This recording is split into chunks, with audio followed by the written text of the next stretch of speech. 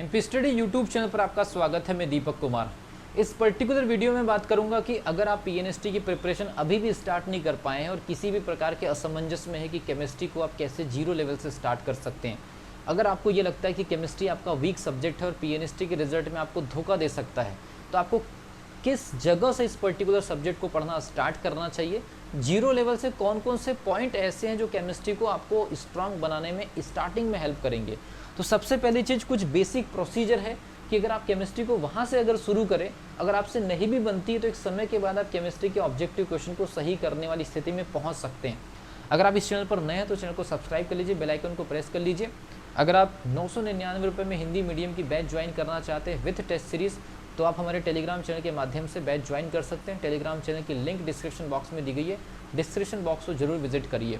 तो PNST 2024 preparation कर रहे हैं, केमिस्ट्री को लेकर के अभी भी कोई प्रॉब्लम में है या आप पढ़ाई कर रहे हैं लेकिन चीज़ें समझ में नहीं आ रही है, तो कहीं ना कहीं स्टार्टिंग में आपसे मिस्टेक हुई है। सबसे पहली चीज़ आपको क्या काम करना है, आपको इस पर्टिकुलर सब्जेक्ट को परमाणु स्तर से पढ़ना स्टार्ट करना चाहिए। और परमाणु स्तर से जब आप पढ़ाई करना स्टार्ट करें तो इलेक्ट्रॉन, प्रोटॉन, न्यूट्रॉन, इन तीनों पर्टिकुलर कण के बारे में, आपको इनके मॉडल के बारे में, इनका जितना भी इन्वेंशन हुआ है, किस किस तरह से ये इन्वेंट हुए हैं और कौन कौन से मॉडल्स इनके आए हैं, जैसे इलेक्ट्रॉन है, प्रोटॉन है, न्यूट्रॉन है, इनकी खोज से संबंधित बहुत सारे मॉडल हैं।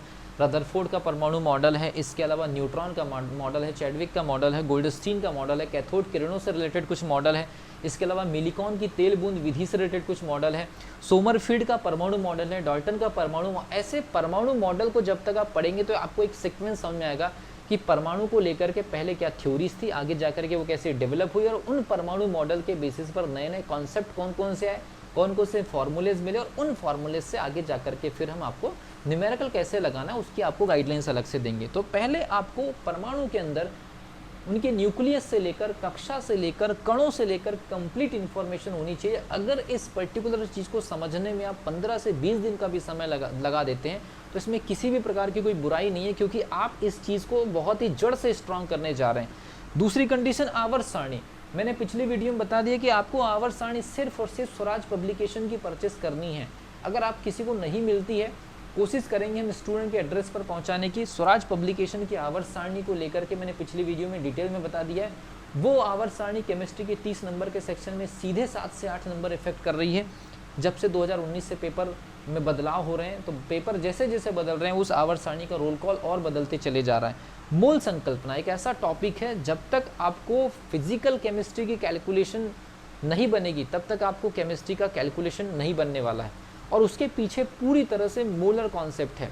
मोल कॉन्सेप्ट वो चीज़ है जहाँ पर हम न्यूक्लियॉन से लेकर के अपेक्षित परमाणु द्रव्यमान और मूलानुपाती सूत्र और बहुत सारी चीज़ों से हम कंपैरिजन करते हैं, और मोल संकल्पना से ही हम कई सारी केमिकल रिएक्शन की कैलकुलेशन कर पाते हैं।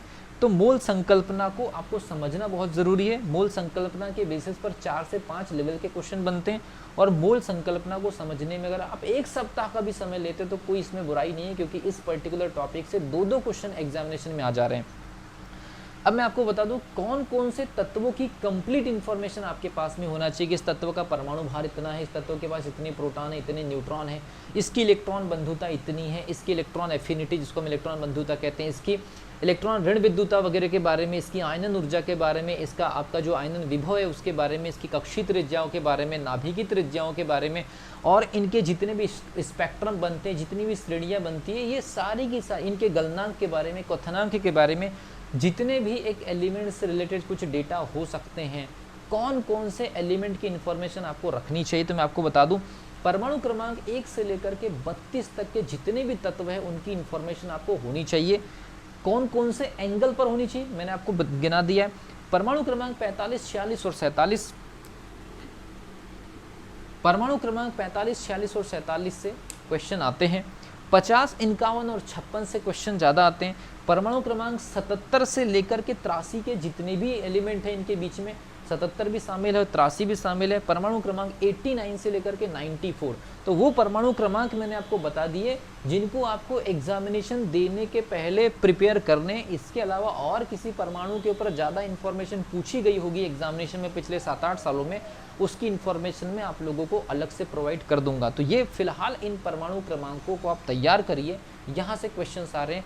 परमाणु क्रमांकों का मतलब है कि इन तत्वों की एक कंप्लीट इन्फॉर्मेशन आवर्त सारणी से उठाइए, स्वराज पब्लिकेशन से।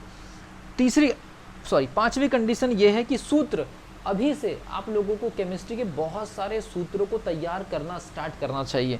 सूत्र को भी उनके प्रचलित नाम के आधार पर, उनके वैज्ञानिक नाम के आधार पर, उनके अनुभार के आधार पर और उनके जो सब्स्टिट्यूट, उनमें जो मॉलिक्यूल्स वगैरह एक्स्ट्रा जो ऐड होते हैं, जैसे कई सारे परमाणु भार ऐसे होते हैं आपके अणुओं के रूप में जिसमें आपके पास वाटर मॉलिक्यूल वगैरह ऐड होते हैं। तो ऐसे कम से कम 100 केमिकल फॉर्मूलेज आपको याद होने चाहिए। आगे जाकर के मैं सिलेक्टेड लगभग 60 से 70 केमिकल फॉर्मूलेज की लिस्ट दूंगा जहां से पिछले 8 साल 10 साल में डायरेक्ट क्वेश्चन पूछे गए हैं। इसलिए ये पांचों चीज़ें आपको करना स्टार्ट करना चाहिए और ये पांचों चीज़ों को अगर आप बैलेंस करने या मैनेज करने में 20, 25 या 30 दिन भी लगा देते हैं तो कोई प्रॉब्लम नहीं है, क्योंकि वो ये स्टार्टिंग काम है जिसको करने के बाद आपको केमिस्ट्री की हर यूनिट में कुछ न कुछ हेल्प मिलती चली जाएगी।